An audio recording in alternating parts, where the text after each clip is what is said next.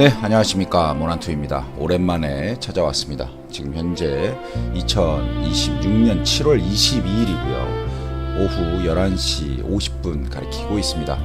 오늘은 어제 급반등했던 미국 시장이 약간의 조정을 보이는 그런 시점이라고 보여집니다. 일단 가장 기본적으로 오늘 새벽에 구글 실적이 발표되는데요. 구글 실적이 좋게 나올지 나쁘게 나올지 이 부분에 대해서는 사실 우리나라와 조금 다른 부분이 있어요. 미국 주식을 볼 때 가장 중요하게 보는 부분 중에 하나가 뭐냐면, 우리나라는 일단 기본적으로 너무 시장에 정보가 많이 퍼집니다. 미국도 예측하는 기관이 우리나라보다 뭐 갑절 이상 많을 텐데, 하지만 그 부분에 대해서 그 사전에 판단하지 않아요. 근데 우리나라 같은 경우는 사전에 판단해서 이 회사가 이렇다, 이런 부분에 대해서 기대보다 못 미치면 정말 대폭락이 일어나고요. 기대보다 더 좋았다라고 하더라도 실질적으로 우리나라 같은 경우는 그 부분을 예측하고 샀던 사람들이 빠져나가기 때문에 주식이 내립니다. 미국 같은 경우는 실적이 좋으면 명확하게 오르는 부분, 그런 부분이 있습니다. 지금 보시고 계시는 차트는 S&P 500에 대한 ETF VOO입니다. 아마 제가 알기로 미국 5대 그 시가총액에 들어가는 ETF라고 보여지고요. 미국 주식을 투자할 때 난 잘 모르겠다, 아니면 기본적으로 내가 가지고 있는 부분에 대해서 확신이 없다, 이렇게 생각하시면 투자를 안 하는 건 능사가 아니고요. 그냥 S&P 500 들어가시면 됩니다. 미국을 투자한다라고 보시면 되고요. 다우존스 투자하시는 분들도 있고, 우리나라에서 달러가 아니라 원화 베이스로 투자하시고 싶으신 분들은 타이거, 다우존스, 고배당, 이 부분이 가장 미국 시장을 잘 반영한다, 이렇게 보시면 될 것 같아요. 지금 VO 같은 경우는 움직임 상당히 좋다라고 좀 보여지고요. 50일선에서 지지하고 올라가고 있는 부분이기 때문에 미국 시장에 대해서 의심할 여지가 없다라고 좀 보입니다. 나스닥백 같은 경우는 약간의 하락 흐름이 좀 보여지지만, 이 하락 흐름에 대해서 우리가 지금 엄청난 급락에 대한 포지션을 잡는다라고 생각할 필요는 없다라고 좀 보입니다. 왜냐하면 우리가 지금 상당히 큰 변동성에 대해서 얘기를 하고 있지만, 그 큰 변동성은 반도체에 관련된 회사들이기 때문에 그 반도체에 관련된 회사들의 변동성과 나스닥백에 대한 변동성은 명확하게 다릅니다.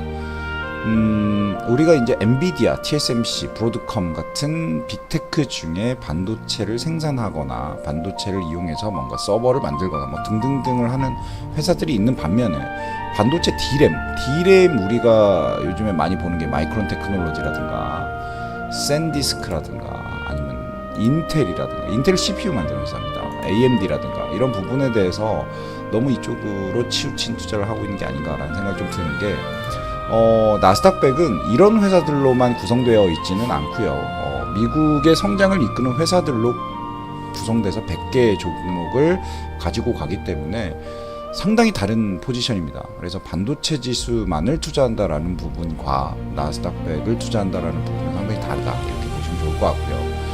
물론 이렇게 급등했기 때문에 조정이 나오고 있는 이 부분에 대해서는 저는 건전한 조정이라고 생각을 하고, 나스닥백이 만약에 100일선까지 하락하게 된다면 이건 정말 큰 기회다라고 생각을 하고 있습니다. 200일선까지 하락하게 된다면 이런 말 좀 웃길 수 있지만 빚내서 투자해야죠. 그런 부분이다라고 보입니다. 자, 오늘 가장 큰 이슈를 가지고 있는 구글을 좀 보시면, 일단 주봉으로 먼저 좀 볼게요. 주봉으로 좀 먼저 보시면, 주봉에 대해서는 명확하게 이 중간선, 주봉의 21선에 터치하고 있다. 하지만 이제 윗꼬리를 많이 달고 있으면서 매물이 좀 쌓인 부분을 해소하고 있는 걸로 보여요. 조금 더 하락한다면, 예전에도 21선을 깼던 흔적이 있고, 예전에도 21선을 상당히 쉽게 깨고 내려오는 부분이 있었기 때문에 이 21선을 지지한다, 이렇게 보는 건 상당히 좀 위험하다. 오히려 21선을 깨더라도 21선을 다시 회귀하는 성질을 갖고 있다, 이렇게 판단하시는 게 맞을 것 같고, 과열된 양상을 보였던 부분은 명확하게 있습니다. 아직 과매수 부분에 대한 판단은 나오지 않고 있고요. 일봉으로 봤을 때도 요런 과매도 구간이 있었었기 때문에 요쯤에서 매수하신 분들도 많으실 거라고 생각을 하고, 제가 이제 포인트로 보는 과매도 구간에서 이격이 많이 벌어진 부분, 요런 부분이 아주 매수를 하기에 적정한 시점이 아닌가라는 봅니다. 지금은 아무것도 아니고 더 떨어져도 나쁘지 않다.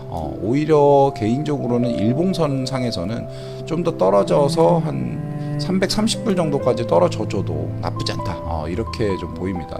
프리장에서 상당히 올라갔다 좀 빠지는 모습 보여줍니다. 이런 부분 모습 보여주고 있어서 오늘 구글의 실적이 어떻게 나오든 구글이 견조한 부분에 대해선 변함이 없다. 이렇게 보입니다. RSI도 뭐 적정한 수준, 윌레이선도 적정한 수준이고, MACD는 조금 빠지고 있는 부분 흐름인데, 이건 흐름을 얘기해주는 부분이기 때문에 그닥 우리가 뭐 집중해야 될 부분은 아니라고 생각을 하고요. 거래량도 뭐 별로 없습니다. 결국 나오는 걸 보겠다라는 부분이기 때문에 그렇습니다. 엔비디아 같은 경우는 저점을 지지하고 올라가는 모습 보여주고 있고요. 지금 51선에 대한 저항을 좀 받고 있는 것처럼 보이죠. 근데 엔비디아 같은 경우는 되게 무거운 주식이에요. 우리가 미국에서 투자하는 가장 큰 시가총액 1위의 회사이기 때문에 무겁다. 물론 최근에 애플이 잠깐 깨기는 했었으나 여전히 시가총액 1위를 보고 있습니다. 주봉으로 보시면은 내린 것도 아니에요. 이 엔비디아의 가장 큰 이슈는 뭐냐면 요 박스권입니다. 요 박스권. 제가 여기 주황색 선으로 그려놨죠. 요 박스권에 대한 부분인데, 제가 저번에도 요 박스권 아래로 내려와 주면은 매수를 진행하겠다라고 말씀을 드렸는데 안 내려오죠. 이 캡을 명확하게 지지하는 모습을 보여주고 있고, 이 100불 깨졌을 때 요때죠. 요때 100불이 깨졌을 때 요때 사줬어야 돼요. 이게 엔비디아의 마지막 어떻게 보면 탈 수 있는 부분이었지 않나라는 생각이 듭니다. 저 같은 경우는 엔비디아를 상당히 저점에서 매수를 해서 가지고 있기 때문에 굳이 매수를 하지는 않습니다. 매수를 하지는 않는데 엔비디아의 어떤 방향성은 명확하게 보인다. 이런 부분 보입니다. TSMC 같은 경우는 최근에 조정받았습니다. 조정받았고 명확하게 100일선 찍고 올라갔다가 51선 치고 내려오는 모습 보여주는데, 그럼에도 불구하고 강하게 상승하려고 하는 힘이 남아있다라고 보이는 게, TSMC 같은 경우는 우리가 생각하는 이것도 ADR입니다. SK 하이닉스도 LDR이지만 TSMC도 ADR이에요. 근데 TSMC가 왜 좋은 회사냐라고 한다면 여러 군데에 다 걸쳐 있는 회사예요. TSMC 없이 돌아갈 수 있는 AI냐? 아닙니다. TSMC가 있어야만 돌아갈 수 있습니다. 엔비디아가 없어도 AI는 돌아가지 않죠. 그렇기 때문에 상당히 중요한 이슈가 있는 회사다. 그래서 만약에 TSMC를 매수를 고려하고 있는 분이라면 요 100일선 깬 적이 거의 없을걸요 아마. 그죠?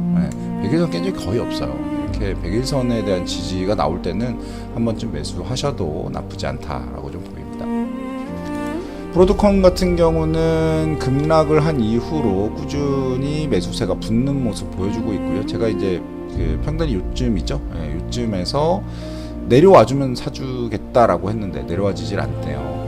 일단 200일선을 깼던 요 시점이 어떻게 보면 가장 큰 저점이었을 것 같은데 이때 못 삽니다. 보통 못 사기 때문에 이 브로드컴은 상승세가 중간에 잠깐 멈췄던 특이한 그 주식이에요. 이렇게 가서 원래는 이렇게 갔어야 되는데 여기서 한번 멈췄다가 갔죠.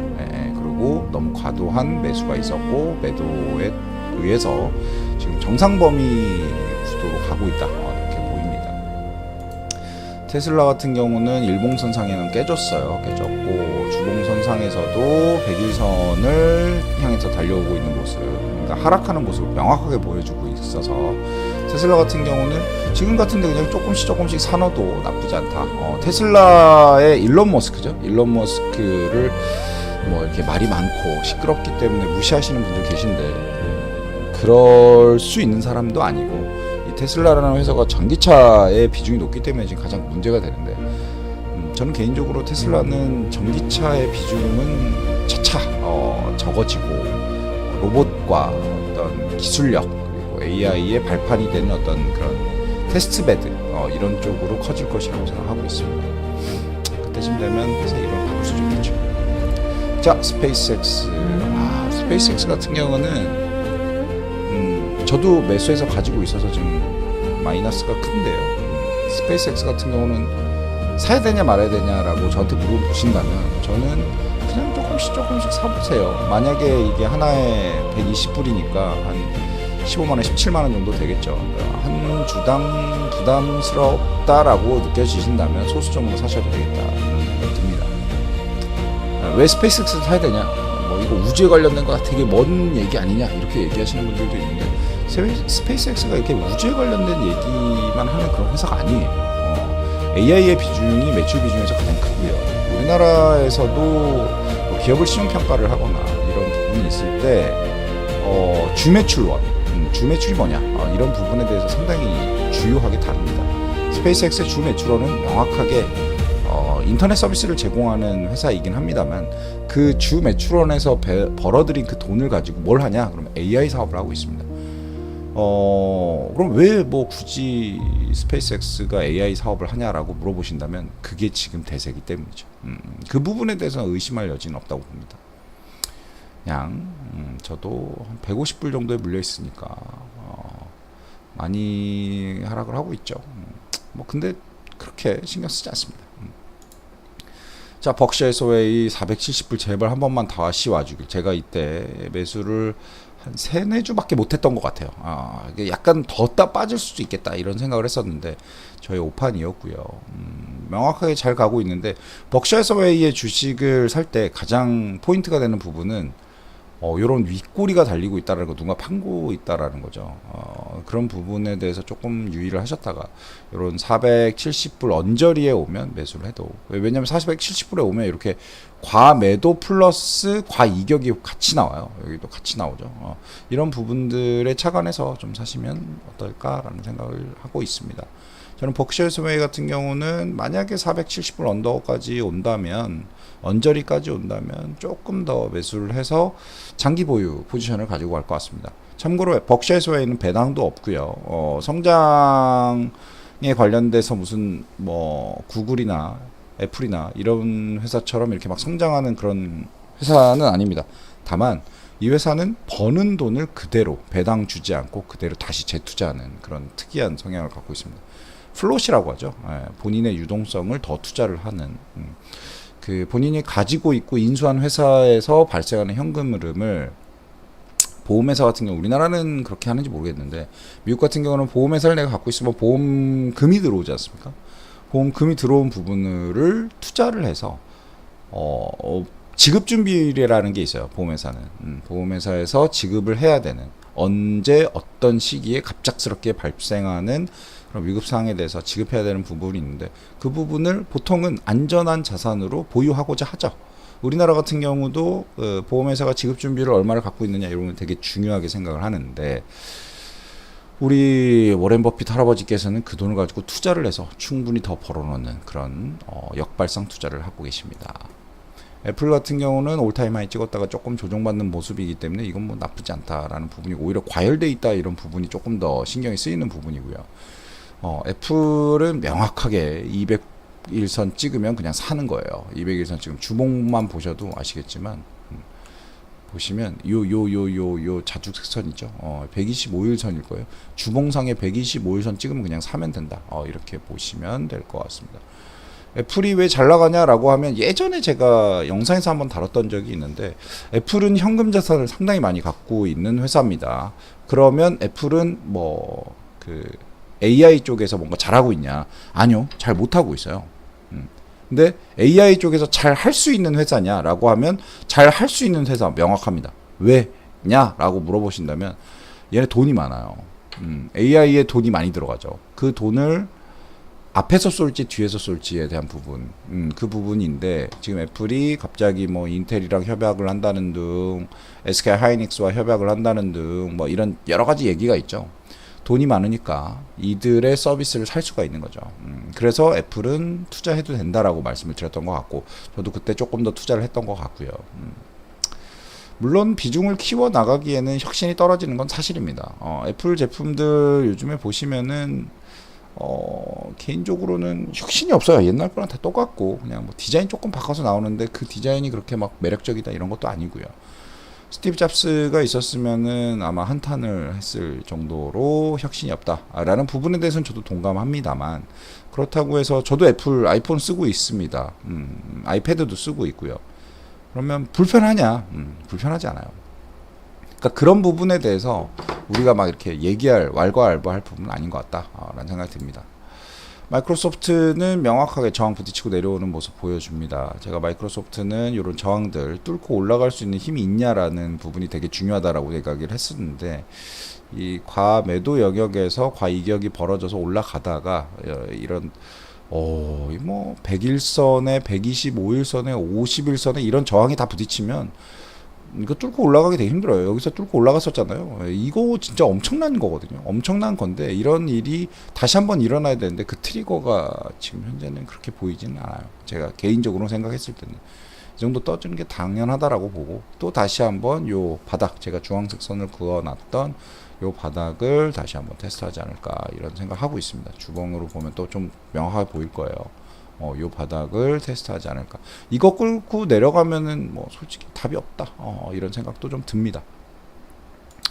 아마존 같은 경우는 최근에 잘 나가고 있어요. 주봉으로 봤을 때도 명확하게 상승 추세가 보이죠. 아마존은 명확하게 100일선에 대한 저항을 받는다.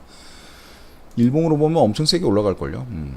이렇게 과매도 시그널이 있었을 때 매수하셨으면 되게 속편한 투자를 하실 수 있다. 물론 아마존은 되게 꾸물꾸물거리는 주식이라서 아마존 투자하시는 분들은 막 이렇게 급등 급락 이런 거 없어가지고 되게 꾸물꾸물 이런 부분 견디시는 부분입니다.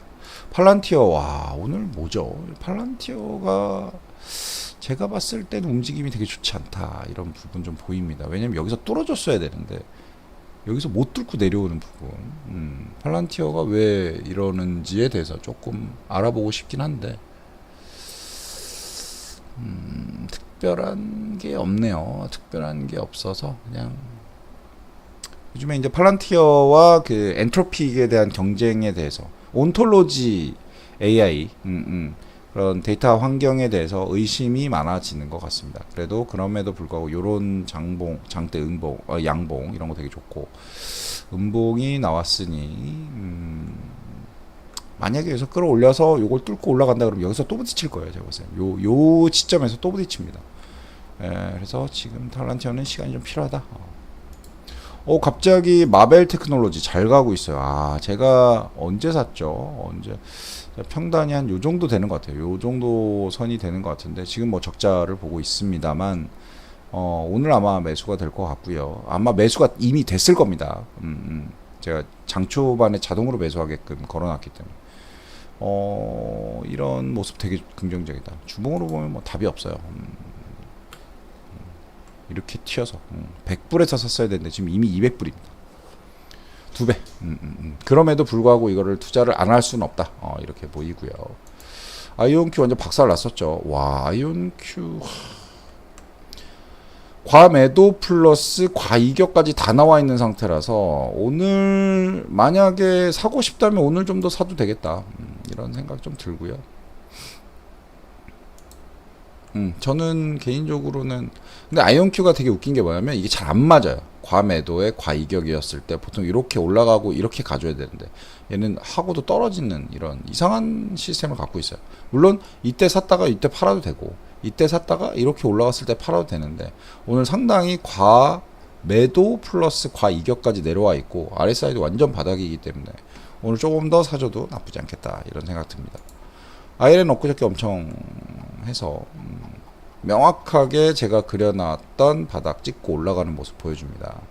추가적인 매수는 하지 않았고요. 오늘도 좋은 모습 보여주고 있고 데이터 센터가 필요하다라는 부분이겠죠. 템포스 AI 진짜 200일선의 저항은 정말 세요. 그러니까 200일선에 대한 저항에 대해서는 의심할 여지가 없다. 이런 생각이 좀 들고요.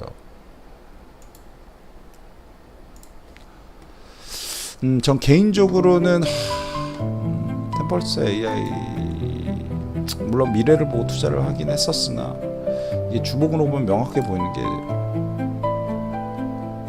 조금 이제 예전이랑 좀 다른 게 이렇게 올라갔다가 내려갔다 올라갔다가 내려갔다 올라갔다가 내려갔다 그다음에 올라갔다가가 돼야 되는데 이게 안 돼요. 그래서 이제 길어지는 것 같다 이런 느낌이 좀 듭니다. Cerebro 같은 경우는 엊그저께부터 조금 좋은 모습 보여주는 것 같아요. 일봉으로 보면 그렇죠? 여기서 조금 좋은 모습 보여주는데 오늘도 뭐 엄청 많이 올랐다가 좀 밀리죠. 그러니까 이거에 처물려 있는 사람들이 많다라는 거죠. 이 정도 올라갔으면 이제 빼는 사람들이 있기 때문에 저도 개인적으로 빼고 싶습니다만 제가 보통 빼면 항상 올라요. 그래서 빼지 않습니다. 서클 인터넷도 바닥 다지기를 좀 하고 있는 것 같기는 한데 좋지 않네요. 그렇게 좋지 않고 제가 이게 매수가가 너무 높아가지고 되게 잘못 산 주식이라 빨리 좀 정리를 하고 싶은데 끝도 없이 내려가는 부분. 서클 인터넷은 우리 USDC를 만들어내는 회사고 채권과 1대1 1달러와 매칭되는 어떤 그런 부분을 만들어주는 회사인데 지금은 뭐 마이크로 스트래티지의 똥싼 그런 전략으로 인해서 좀 많이 부서지고 있다. 그리고 클래리티 법안 관련돼 가지고도 좀 퀘스천이 있는 것 같아요 시장에.